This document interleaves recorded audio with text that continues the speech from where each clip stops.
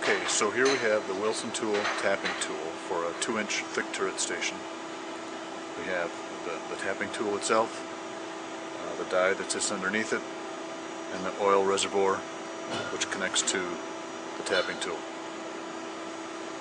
Quickly we'll change out one of the taps. We'll remove an 832 tap and install a 1032 tap.